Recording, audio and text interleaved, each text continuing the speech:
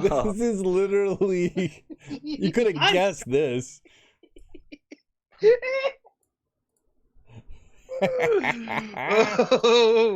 One of them was named Enrique Tarrio.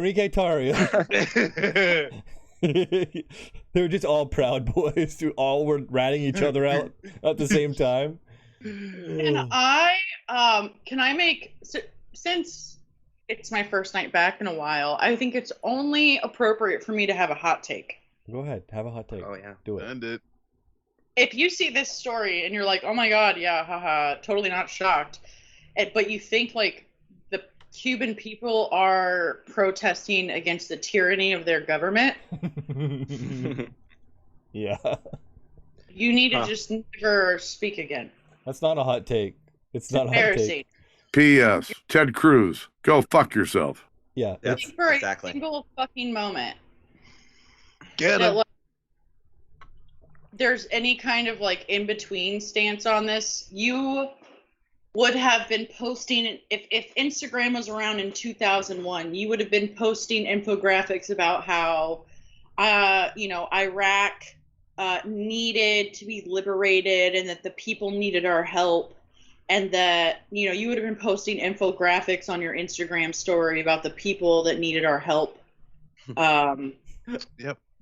And, you would have said that, like, don't get me wrong, I don't think the U.S. is great, but, like, look what's happening to them. Yeah. You're a fucking... P.S. Ted Cruz, go fuck yourself. Everything is so obviously just being... Like, anytime there's any kind of, like, anti-tyranny,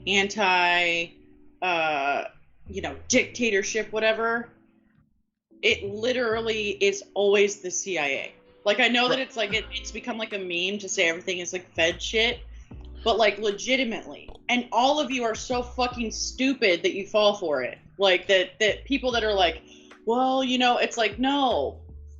Yes. No, there's also, we have people here like Westboro Baptist Church.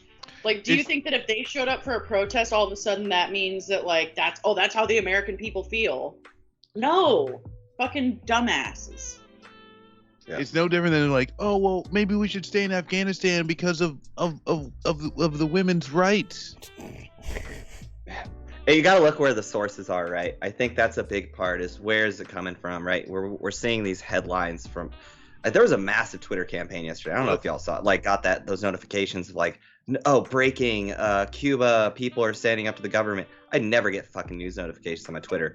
And then I get all this shit yesterday, and then all of a sudden today, NPR, AP, New York Times, like pushing. It is a concentrated narrative, and like there are dictators for sure. Like the Haiti president was a piece of shit, Moise, but like he also he had made a lot of enemies. So like the assassination only makes things worse in Haiti, and that's what we're talking about now. But like, yeah, if Erica's completely correct about this shit. Like, but if this is how you're gonna look at it, be like, oh, of course, and then try to say that there's protesters that like we need to represent the protesters in Cuba when fucking Marco Rubio and goddamn Mike Pompeo are out there pushing the narrative. They were wearing MAGA hats. Yep. And real quick, to clear up some confusion for the chat. We're not saying that there's crossover between these two events. We're saying that you can draw parallels between our meddling in both of these sovereign island nations. We're saying, like Erica said, like you should not believe. Like, go ahead. If you can see that, like, feds obviously do this kind of shit, but you're like, oh no, it's just totally a huge protest against the Cuban government or something. And you can't like recognize how easy it is to see that Cuba has had nothing but literally just look up what they tried to do to Fidel Castro the whole time he was alive. 638 attempts on his life. Like, yep. Oh shit. Oh, another bunny raid? Oh damn, we raided her earlier today. She's throwing him back. Fucking I'm back. We could just do this all day. Bad Bunny, West Flank. This is like a few days in a row. Playing tennis over here. I love it. Welcome, Raiders. You came at the perfect time because I'm here. Well, real quick, I do want to say, like with this Haiti shit, I'm straight up fucking stealing this from Pascal because I think he had like the best analysis on this. Basically, they're just you've got poor people. Then they did You've got a dumps. PMC. They call them dumps, big massive dumps. That largely benefits from P.S. the Ted oligarchy, Cruz, right? go fuck yourself. Moise was actually and so where like the power comes in through the president, whatever, like president usually gets installed by the like the US. Mm-hmm. And they work with the oligarchs for these like certain government contracts, which that's how they extract a lot of the fucking wealth. But Moise started saying fuck the oligarchs and started actually shopping around some of these contracts to other countries, one of which was Turkey. We are kind of on a shaky ground with Turkey, and so that's when he started coming into play. We're like, oh, hey, maybe some of the oligarchs would be willing to fucking fund a hit. And also, too, it was like, oh, well, if he was going outside of the U.S. purview, which Turkey is now, maybe they were just like, yeah, fuck it. We actually, the DEA was like, maybe, we know a few guys. So this is what, so in 1970, there was no social media, right? But something happened in Chile where Salvador Allende was elected. He was elected communist president of Chile. And 2 years, Nixon waged a media campaign in Chile to try to get the people to rise up against their president. But he was pushing so many reforms and things that were different for the people and representing like a communist threat through electoral politics. Sorry, this is more Cuba side, but like since we're on the topic of all this, the shit happened from 1970 to 72. 1973 was the coup. September 11th. And so, September 11th, 1973, the U.S. was like, you know what? We're not winning the people with like the hearts and minds through the media. But if we had social media, you'd see exactly what you saw yesterday in Cuba with Chile back in 70 and 70. The Guatemala coup. The Guatemala coup was the standard for operations in Cuba. Was inspired by a successful coup in Guatemala, which they did over the radio. They inspired a lot of people by telling outright lies and propaganda over the fucking radio, and that didn't work all that well either. It only garnered a little bit of support, enough to draw attention, but then they basically had to hire and fucking like mercs and outside people to come stir up shit. And to bring it back to Haiti, when like all this fucking shit comes up, even with like you look at this bullshit ass event in Cuba, the anti-government event, few dozen people in the streets.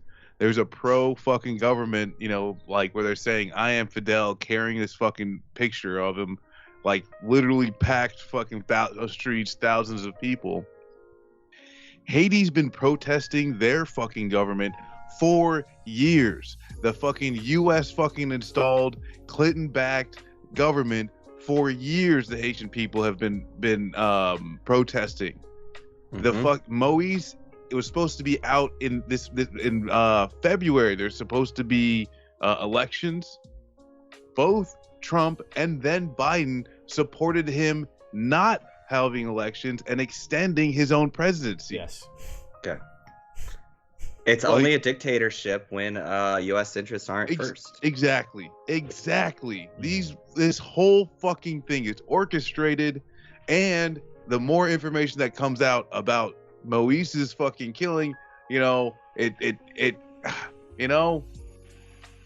on, right? It's just same boss or new boss, same as the old boss. This reminds me of a famous Kissinger quote that Kissinger famously said, "Consistency is the hobgoblin of small minds." As in, like, consistency about what's a coup, what's democracy, what isn't. Like, Kissinger was just like, oh, it's whatever's convenient. I get to call the bad thing. Like, the things that aren't convenient to the United States, I will call bad. The things that are, I will call good. And me being consistent about what those things mean, that's the hobgoblin of a small mind. I have a large mind. I'm very smart. Very big, smart man. something that kills me too is it's like we stand with the people of Cuba, which is why we've had a trade embargo on them for fucking decades. Yeah. We stand with the Muslims in China, which is why we mass murder Muslims across the globe. Yeah. It's like, oh, we stand. You know what I'm saying? It's like the United States never has good interests. That's why when people are like, like whenever I talk about being an anti-imperialist or like anti-intervention, right? Like, what does that mean? Like, you can say I'm an anti-war veteran, but it's like, what does that mean? Some people have different definitions of that. I talked to some anti-war veterans who are like, oh, I believe in this unless we like had to. It's like, in no world do I think that the United States government will ever hold a moral compass and have good interests, especially while there's a privatized military-industrial complex. There's literally no chance of it. So no, I'm against any type of intervention in any kind of way.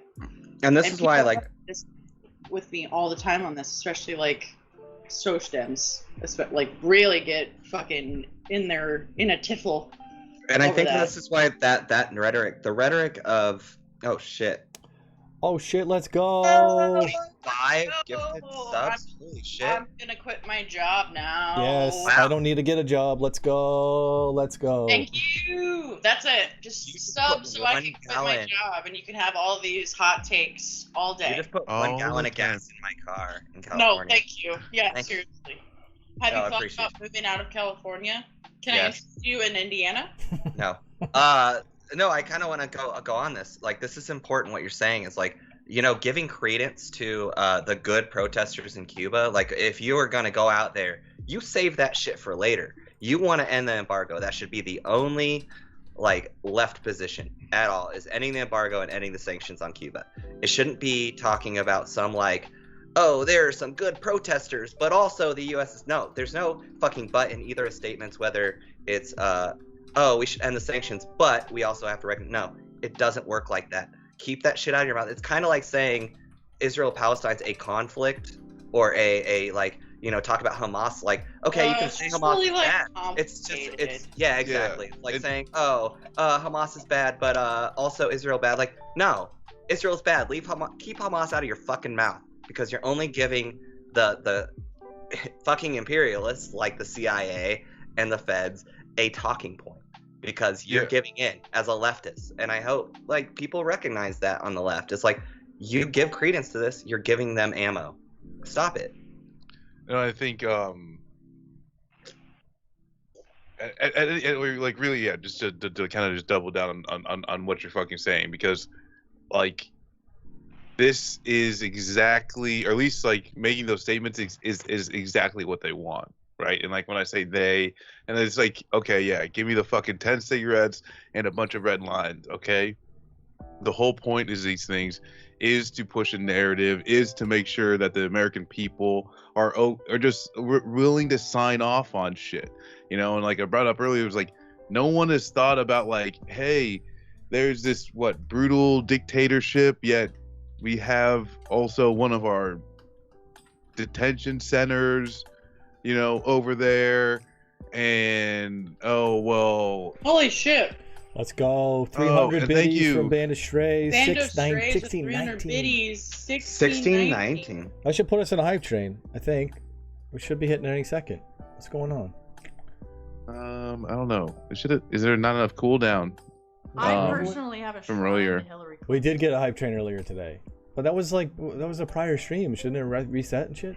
I don't know. Yeah. Man. It would. Yeah. Should be fine, but it's all right. We're gonna be there. There it is. There it is. I personally Time to Anarchist tech vibe. support. Yes.